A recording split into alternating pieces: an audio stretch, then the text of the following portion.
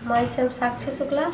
आज मैं class 9th के बच्चों के लिए एक वीडियो लेक्चर लाई हूँ जिस चैप्टर का नाम है the fundamental unit of life, जो बायो का फर्स्ट चैप्टर है।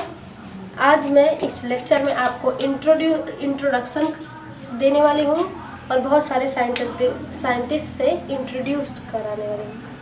कैसे हम इसमें पढ़ेंगे कि कैसे कैसे साइंटिस्टों ने इस पर रिसर्च किया और हमें बताया कि हम लोग किससे बने हुए हैं, जीवन की सबसे छोटी इकाई क्या है, the fundamental unit of life, जिसका मतलब यही है जीवन की सबसे छोटी इकाई।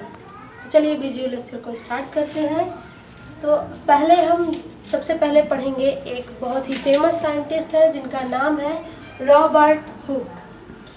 Robert Hooke saw that the cork resembled the structure of honeycomb consisting of many compartments. Robert Hooke ने देखा, उन्होंने क्या लिया, कॉर्क लिया। अभी मैं आपको बताने वाली हूँ कि कॉर्क क्या है। Cork is a substance which is comes from the bark of a tree, जो पेड़ों के छाल से आता है। उसके ऊपर उन्होंने क्या किया, उसको माइक्रोस्कोप के अंडर में ऑब्जर्व किया और उन्हें क्या दिखा, एक हनीकॉम्ब लाइक स्ट्रक्चर। हनीकॉम्ब मतलब मधुमक्खी के छत्ते जैसे, जिसे आप लोगों ने देखा होगा कि उसमें कितने सारे कंपार्टमेंट्स बने होते हैं, एकदम ऐसे ही एकदम सेम उन्होंने माइक्रोस्कोप के अंडर में देखा।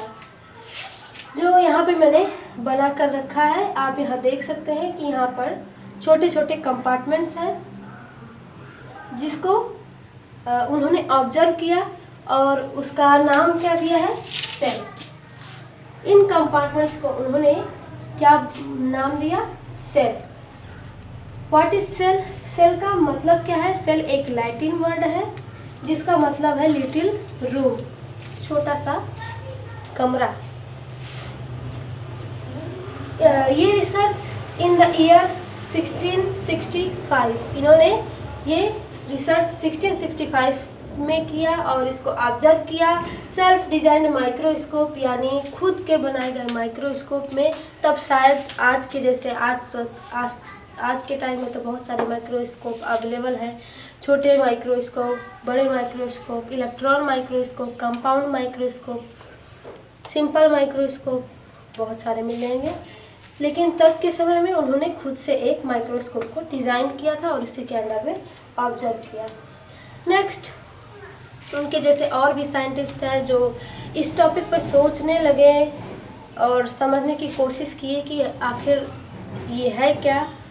उसी में से एक है, इनका नाम है ल्यूवेनहुक। इन 1674 में इन्होंने वेल इम्प्रूव्ड माइक्रोस्कोप, मतलब कि रॉबर्ट हुक के माइक्रोस्कोप से काफ़ी ज़्यादा इम्प्रूवमेंट था उस माइक्रोस्कोप में, और उन्होंने उसके अंडर में सबसे पहले क्या ऑब्जर्व किया, फ्री लिविंग सेल्स को, जो तालाबों में से उन्होंने लिया था। तालाबों में पाए जाने वाले छोटे छोटे ऑर्गेनिज्म को उन्होंने उस माइक्रोस्कोप के अंडर में ऑब्जर्व किया और इन्होंने भी यही बताया कि ये क्या है।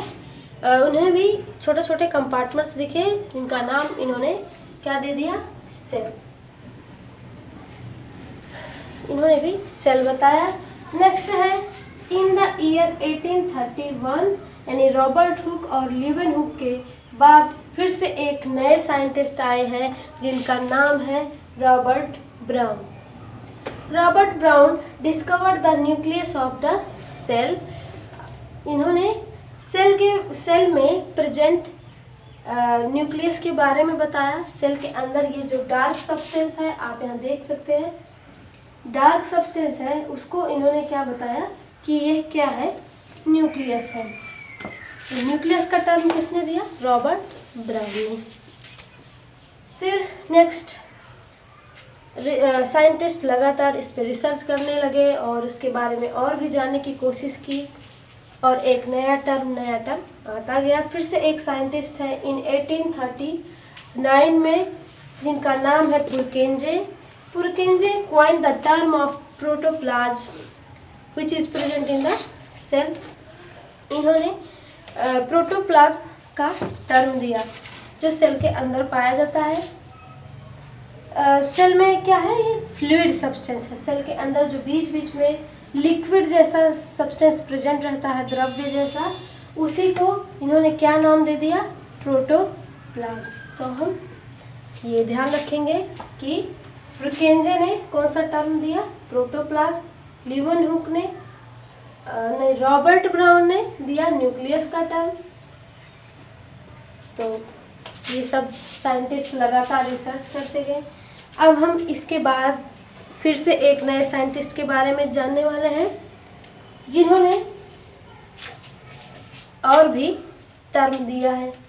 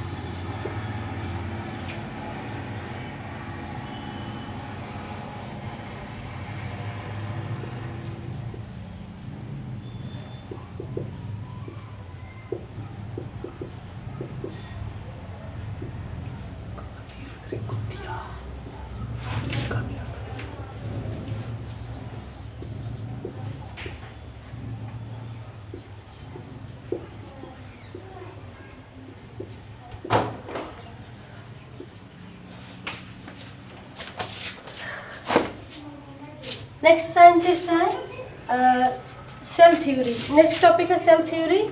Cell theory was proposed by the biologist Schleiden and Schwann. दो ही बहुत बड़े महान साइंटिस्ट थे जिन्होंने सेल थ्योरी का टर्म दिया, जिन्होंने सेल थ्योरी के बारे में समझाया। अभी हम समझ लेते हैं कि सेल थ्योरी है क्या। इन्होंने बताया कि जितने भी लिविंग ऑर्गेनिज्म हैं, जितने भी इस वर्ल्ड में ऑर्गेनिज्म हैं, उनकी बॉडी किससे बनी हुई है, एक छोटे सेल से मिलकर बनी हुई है, छोटी कोशिका से मिलकर बनी है। All the living being made up of cells, यही टर्म दिया, यही है सेल थ्योरी। लेकिन इस टर्म को और भी बेटर वे में एक्सप्लेन करने वाले, जिन्होंने इस सेल थ्योरी को और भी ज़्यादा बेटर वे में एक्सप्लेन किया है, जो अब तक की सबसे फेमस रही है, उनका नाम है वर्चो। एक नए साइंटिस्ट है जो बहुत ही फेमस साइंटिस्ट है, वर्चो।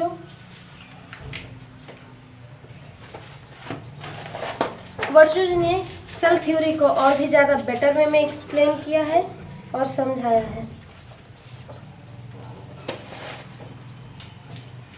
इन्होंने बताया कि cell each and every living being made up of sales.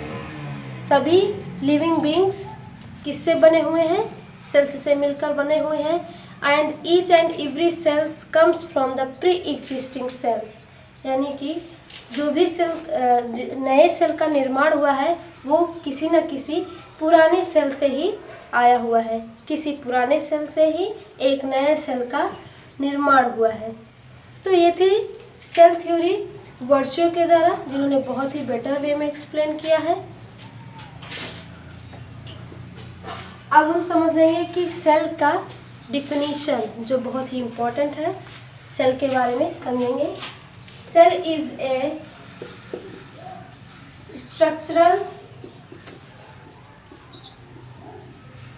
structural and functional unit of life.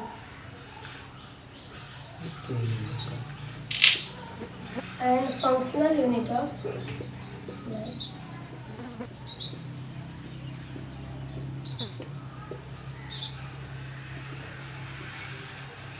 Cell is a structural and functional unit of life. अभी हम समझ लेते हैं कि सेल को स्ट्रक्चरल और फंक्शनल क्यों बताया गया है। जितने भी ऑर्गेनिज्म हैं उनको उनकी जो शेप है यानी उनका जो आकार है वो किसने दिया है? सेल ने दिया है। छोटे छोटे सेल से मिल करके जो पूरी बॉडी बनी है उसी से हमको पूरा क्या मिला है? एक शेप मिला है, एक आकार मिला है। इस वजह से हम सेल को क्या कहते हैं? ये एक स्ट्रक्चरल है, बनावट के रूप में है, एंड फंक्शनल। सेल्स के बेसिस पे सभी प्रोसेसेस होती हैं, सभी मेटाबॉलिज्म एक्टिविटी हमारे सेल्स के अंदर होती हैं। जितना भी वर्क प्रोसेस होता है वो सभी सेल से ही शुरुआत होता है। तो इस वजह से हम इसको फंक्शनल भी कहते हैं। और ये रही सेल की डिफिनीशन कि सेल क्या है? एक structural and functional unit of life है। ये सब हो गया। हम लाइन फिर से एक बार देख लेते हैं कि कैसे कैसे साइंटिस्टों ने दिया है सब कुछ। पहले साइंटिस्ट थे रॉबर्ट हुक, जिनके बारे में हमने पढ़ा। रॉबर्ट हुक ने समझाया दिया सेल टर्म के बारे में। फिर से ल्यूवन हुक ने और भी बेटर वे में बताया कि हाँ इसे सेल कहते हैं। फिर से एक साइंटिस्ट है जिनका नाम है रॉबर्ट ब्राउन ने टर्म दिया न्यूक्लियस का, जो सेल के अंदर रहता है। और फिर से एक नए साइंटिस्ट हैं जिनका नाम है पुरकेंजे, जिसको मैंने पीके में रिप्रेजेंट किया है। इन्होंने क्या टर्म दिया? प्रोटोप्लाज्म का।